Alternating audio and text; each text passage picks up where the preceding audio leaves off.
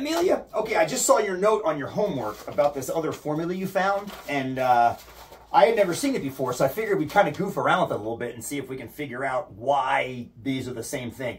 So I'm looking at your... Okay, actually, I like yours. Yours is based on annual compounding because you only have R's and N's. And there's no, so N in your equation, I'm assuming means number of years, which is cool. So I'm actually going to clean this up a little bit. That means this will just be P times R, which makes life a lot easier. And this is just going to be 1 plus R, and this is going to be to the negative N. So this is what our formula would look like if we compounded annually. And we didn't have to worry about, oh, crap, that's not right. Payment equals principal times the rate, and then over that. Okay, so the one you found looks like P, same principle, times R, times 1 plus R to the N, over 1 plus R to the N, minus 1. Okay, so let's see if we can make that look like this. I totally think we can. I totally think we can. Yeah, actually it's like 2 moves algebra. I just happen to notice that the top of this looks just like the top of this, except this has this extra 1 plus R over N term.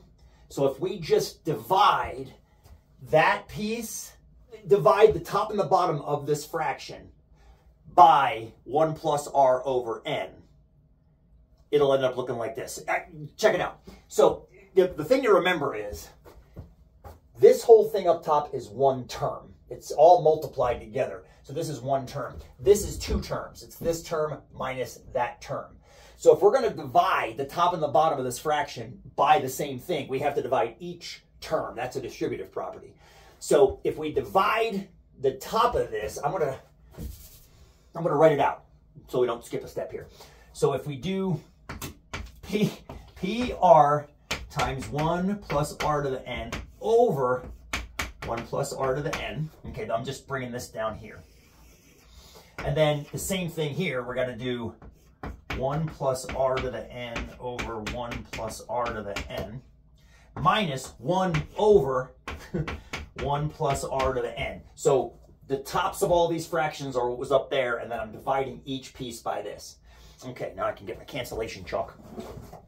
So, ooh, that divides off and you're left with just PR.